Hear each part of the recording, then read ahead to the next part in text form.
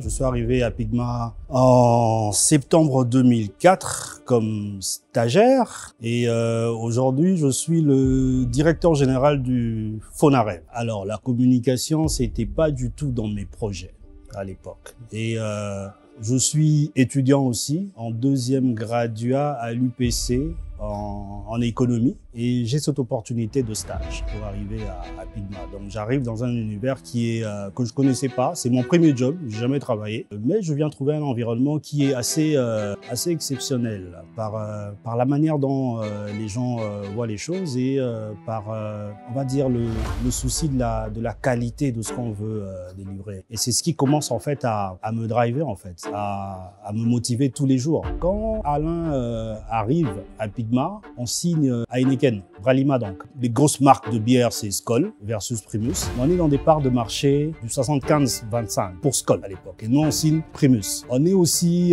dans la période où la polémique Wenge est juste à son comble. Primus qui vient de signer JB Mpiana. Et Wera qui était de l'autre côté de la concurrence qui était Skol. Donc nous on arrive à la période quand on signe Bralima, on est donc l'équipe qui est chargée de communiquer sur la campagne du changement ou du transfert de Wera de Skol à Primus, qu'on a appelé changement de fréquence. La Primus, top.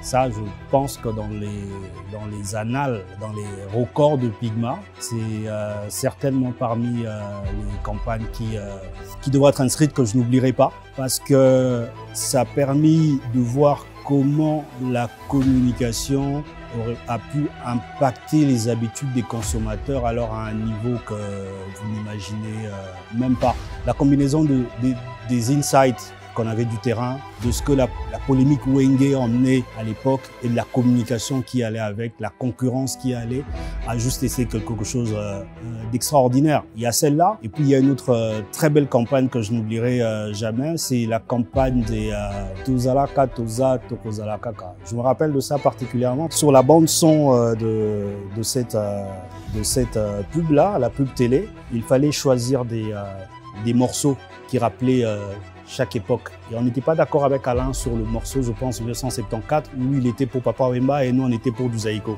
Mais finalement, on a pu le convaincre, on a pris du Zaïko et la campagne était un gros succès. Un très, très, très gros succès.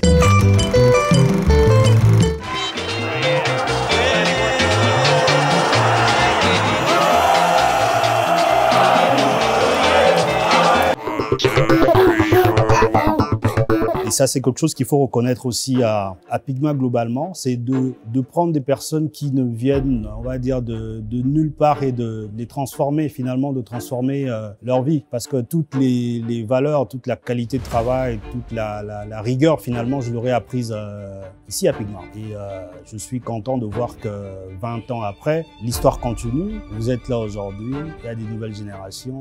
C'est les mêmes standards. À l'époque, on se moquait souvent d'Alain parce qu'il parlait souvent de standards. Pas de compromis sur les standards. Ça fait 20 ans, hein, je suppose qu'entre-temps, les relations clientèle-créa n'ont pas du tout n'ont pas changé. Avec la question qui revenait tout le temps, je ne sais pas si Alain la pose toujours aujourd'hui, après que vous ayez travaillé longtemps sur une campagne, sur des idées, et que vous demande quand même à la fin, c'est quoi l'idée?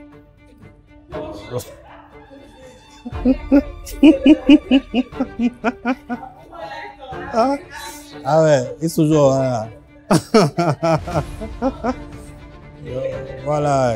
Et tu imagines, là, tu es convaincu de ce que tu es en train de raconter, vous avez, mais à la fin, on vous dit, c'est quoi l'idée? Bon. Oh comme je disais tout à l'heure, 20 ans de Pigma, bravo, j'espère que ça continue encore longtemps. Il y a beaucoup de choses que je pense qu'Alain voudrait réaliser qu'il n'a pas encore fait. Je me rappelle aussi qu'à l'époque, parce que Pigma évidemment, c'est pas qu'Alain, c'est tous les autres aussi. À l'époque, Paul, c'était un peu la bête noire, le préfet de discipline. Il rigolait jamais. Pourtant, c'est quelqu'un de super gentil, super cool. Et donc, je dis bravo à eux. Ils ont pu construire aujourd'hui quelque chose d'extraordinaire. De Pigma est né beaucoup d'agences de communication et beaucoup de professionnels de la communication. Mais pas que. Moi, je suis directeur général aujourd'hui d'une grosse entreprise publique. Il y a un ministre aujourd'hui, parmi les anciens de Pigma.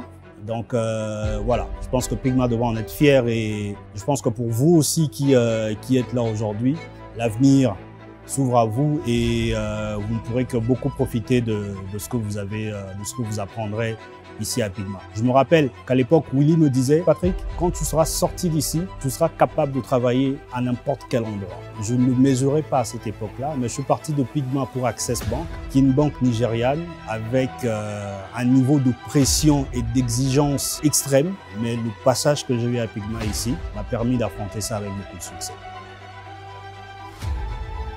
Je m'appelle Patrick Fata et mon histoire marque le temps.